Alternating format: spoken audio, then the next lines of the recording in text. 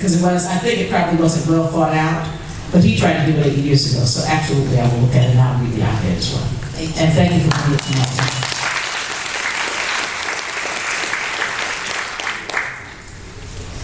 My name is Madeline Watts. I'm with the Humane Society of the United States. I'm a district leader volunteer in the 11th Congressional District.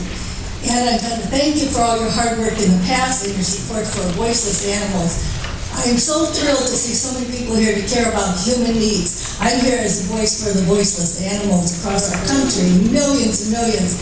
And I'm here to ask you to protect the native carnivores of our national park in Alaska from the barbaric slaughter by opposing the Sullivan and Murkowski Joint Resolution 18 that will allow brutal killing of animals so that only trophy hunters and people like that will be able to have more animals to kill. That's the only reason for this law. So I'm asking you, will you oppose SJ 18? Absolutely, even most hunters are.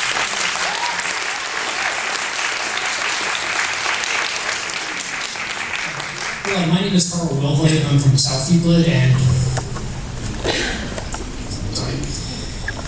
I have another healthcare question about my coworker Dorothy. Dorothy is under the Medicare age. A couple years ago, she had a heart attack and was placed on Medicare SSI disability. She's now diagnosed and living with stage 3 intestinal cancer.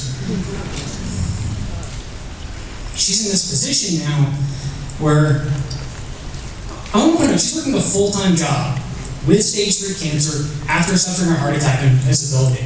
This is someone doing everything they're supposed to be doing. Medicare and SSI only cover, since she's under 65, only cover part of her treatments. She can't go out of state to get treatments. But if she goes on to private insurance, she loses so much more access, so much more care, and this is someone working a full-time job with thousands of dollars of medical bills. And the thing is, she would be here right now to tell her story, but she's in the ER right now. I'm going to ask one of my health experts. Actually, I have a question though. Oh, go ahead. Thanks for speaking up for your friend. We appreciate that. Thank her. She's the one suffering, not me. I really appreciate your heartfelt and sincere support for the ACA. And since 2009, we've been on the record for support for HR 676, which is the, I just care about it a lot. Take your time. We care about her too.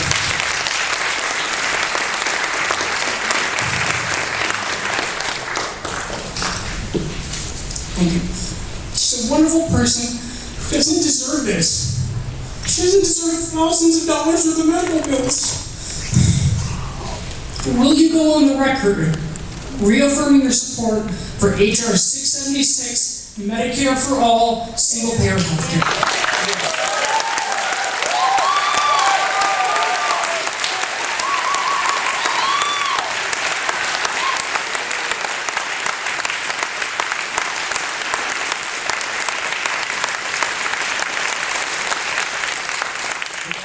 Yes, I've always supported it, and I'm not going to stop now. Thank you.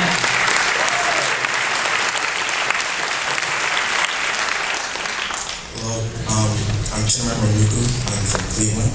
I was an organizer in Ward 5 for the Hillary Clinton campaign. Thank you for having us here. I'm coming here sort of concerned chronically about the party.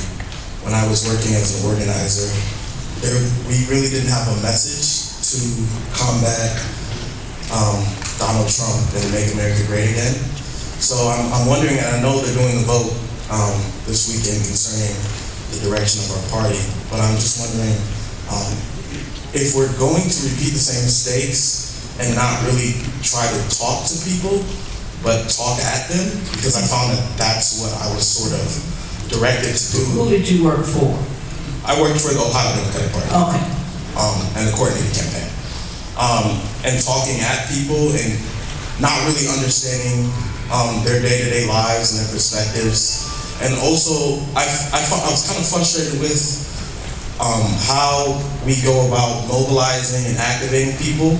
It seems that in certain communities, they're not given the resources they need until the very last moment, and then they're expected to turn out and perform. And really, it's in those lower income, sort of downtrodden urban communities that we didn't have those resources on the ground until the last moment, and then it was that final push. At that time, I'm not able to really have conversations with people, really engage people. Most of them are working multiple jobs. So I'm wondering if we're going to take a concerted effort to actually meet people where they're at and have those conversations. And furthermore, going to Miami, I went to Miami, University of Ohio, and sort of the good thing that the GOP does is they look at sort of their local clubs, their state clubs, stuff like that. They fund those clubs to do a lot of the work that the Democrats try to do at the last moment. Are we going to try to make a concerted? First off, I don't run the Democratic Party. Yeah, I know. Let me be clear, if I ran it, it wouldn't have run like it did last time.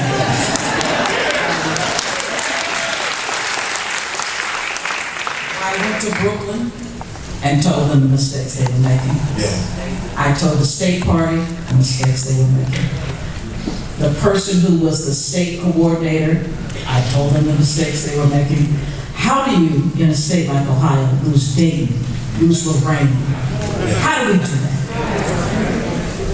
I mean, so there are lots of problems. And some of it was message and some of it was not. Yeah. Across the nation, we lost 47% of labor. 47%. There are lots of issues. And I'm certainly hopeful, as are you, that our new DNC chair hears us, goes back to doing what we know how to do best, which is grassroots campaigning, which is getting out in the streets, which is talking to people, engaging young people. I mean, why would we lose millennials to vote for somebody who they know couldn't win? Right. Come on now, we need to do better That was about educating. a lot of my peers are just frustrated. So I mean, I voted for Hillary Clinton because the foresight of just understanding that it's better to hold somebody accountable that you trust to feed to the fire than to hold somebody you don't. But let me just say this, we made a lot of mistakes, but Cuyahoga County was a shining star. Because of people like you and other people who were out here fighting, other elected officials, but you're right, there were a lot of mistakes. But do not be fooled that this was strictly about an economic message, which people think it was. No, I don't think so, but I think that was. That's part of it. But President Trump hit people in a place where they had not been touched since probably Goldwater or George Wallace. I mean, he had a very emotional kind of he touched people in an emotional way that we didn't. People, even though he lied and people knew he was lying, they didn't care. They just wanted something different.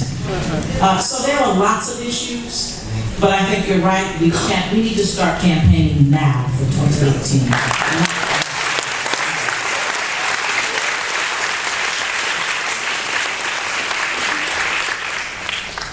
Congresswoman Fudge, my name is Alex Roth. I'm a citizen from Shaker Heights. I'm a graduate student at CSU University, and I want to first say thank you